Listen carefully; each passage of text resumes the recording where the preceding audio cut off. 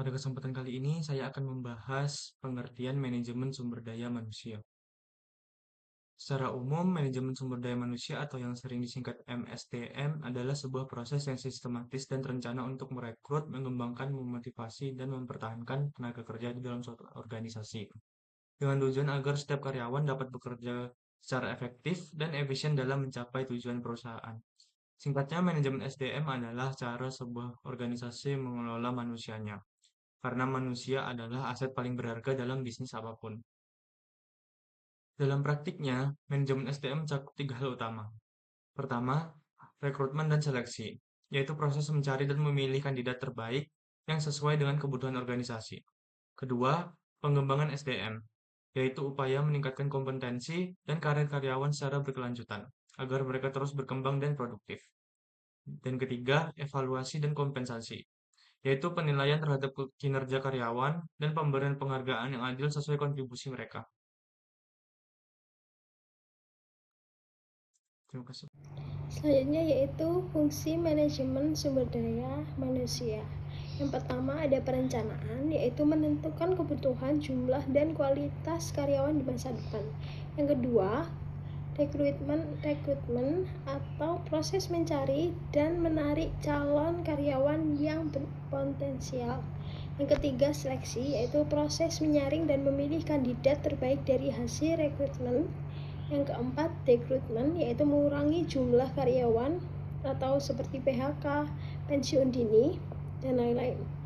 Yang kelima, yaitu pelatihan dan pengembangan, adalah meningkatkan keterampilan dan kompetensi karyawan.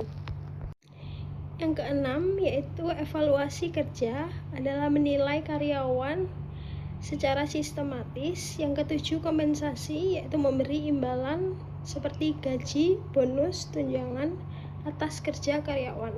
Yang ke-8, pengintegrasian, yaitu menyatukan karyawan baru dalam budaya dan nilai perusahaan. Dan yang terakhir, ke-9, pemeliharaan, itu menjaga loyalitas dan kesejahteraan karyawan agar tetap produktif.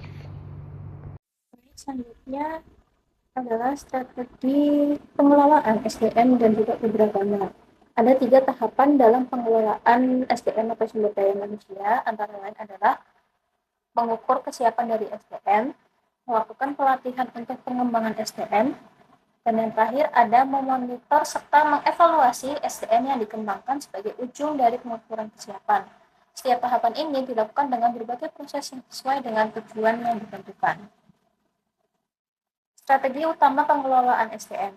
Strategi pengelolaan SDM dan keberagaman yang efektif melibatkan serta menciptakan budaya yang inklusif, kebijakan anti diskriminasi, serta pelatihan kesadaran keragaman serta mentoring. Nah, antara lain strategi utamanya itu terdiri atas kepemimpinan yang inklusif, rekrutmen dan seleksi adil, pelatihan dan pengembangan, kebijakan inklusif, mentoring dan pengembangan karir, komunikasi terbuka, serta evaluasi kinerja dan reward. Selanjutnya ada fungsi dan manfaat keberagaman. Di sini ada fungsi strategis keberagaman dalam SDM. Yang pertama ada fungsi kognitif, yaitu memperluas pemikiran dan ide agar memiliki pandangan berbeda. Yang kedua ada fungsi adaptasi, memungkinkan perusahaan untuk masuk ke segmen pasar yang lebih luas karena memiliki karyawan yang memahami budaya atau perilaku pasar tersebut. Yang ketiga ada fungsi penyeimbang. Nah, ini meminimalisir keseragaman berpikir yang kaku sehingga hasil keputusan itu lebih objektif dan teruji dari berbagai sudut pandang. Selanjutnya di sini ada manfaat dari adanya keberagaman, itu yang pertama inovasi yang lebih cepat. Jadi karena adanya keberagaman ide tersebut. Nah, yang kedua ada keunggulan rekrutmen. Jadi perusahaan ini menarik talenta terbaik dari seluruh penjuru wilayah. Maka dari itu terciptanya keunggulan dari rekrutmen yang direkrut oleh perusahaan tersebut. Terus yang ketiga ada peningkatan produktivitas. Yang keempat ada kinerja keuangan. Jadi perusahaan ini dengan keberagaman yang tinggi memiliki peluang lebih besar untuk melampaui keuntungan rata-rata industri mereka. Pada slide ini membahas mengenai peran sumber daya manusia atau SDM dalam menggerakkan kinerja organisasi. SDM memiliki peran yang sangat penting dalam menggerakkan kinerja organisasi karena merupakan pelaksana utama dalam setiap kegiatan.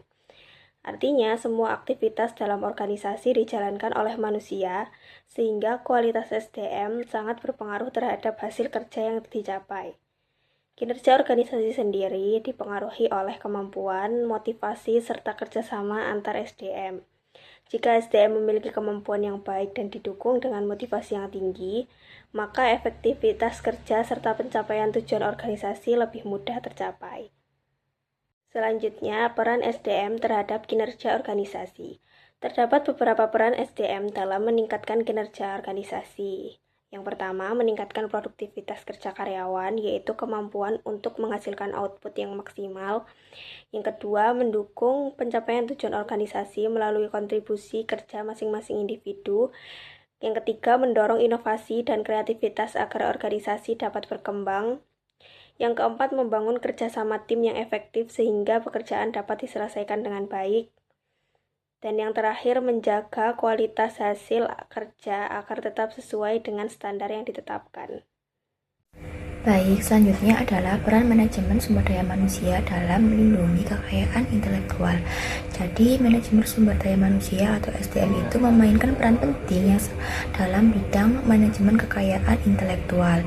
Nah, manajemen kekayaan intelektual secara tradisional itu berfokus pada perlindungan hukum, pengembangan portofolio, dan strategi penegakan hukum.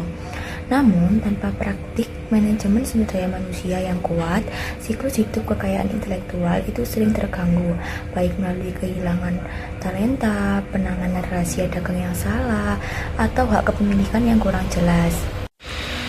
Nah, keterlibatan sumber daya manusia dalam perlindungan kekayaan intelektual bukan lagi pilihan, melainkan sebuah struktur.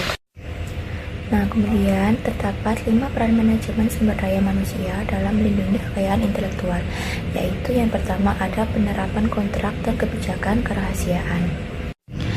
Nah, manajemen sumber daya manusia wajib memastikan seluruh karyawan itu terutama di bagian riset dan pengembangan atau R&D menandatangani perjanjian kerahasiaan untuk menjaga rahasia dagang.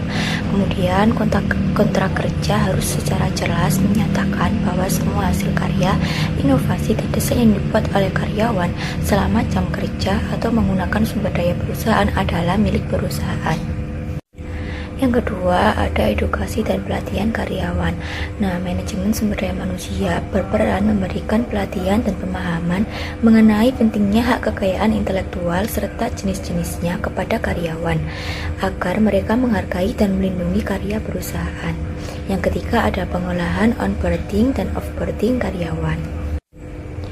Nah, proses offboarding saat karyawan keluar, manajemen sumber daya manusia harus memastikan pengembalian seluruh data, dokumen, dan perangkat perusahaan. Ini juga melibatkan wawancara keluar untuk mengingatkan kembali kewajiban kerahasiaan. Yang keempat, ada manajemen akses dan keamanan informasi. Manajemen sumber daya manusia berperan dengan IT untuk membatasi akses data sensitif hanya kepada karyawan yang berenang. Memastikan kebijakan penggunaan teknologi informasi seperti pengiriman email, penggunaan USB, dan cold storage diatur untuk mencegah pencurian data. Dan yang terakhir, ada pemberian insentif untuk inovasi. Jadi, manajemen sumber daya manusia menciptakan sistem penghargaan bagi karyawan yang berhasil menciptakan karya atau inovasi baru. Hal ini mendorong karyawan untuk mendaftarkan temuan mereka secara resmi, bukan membocorkannya keluar.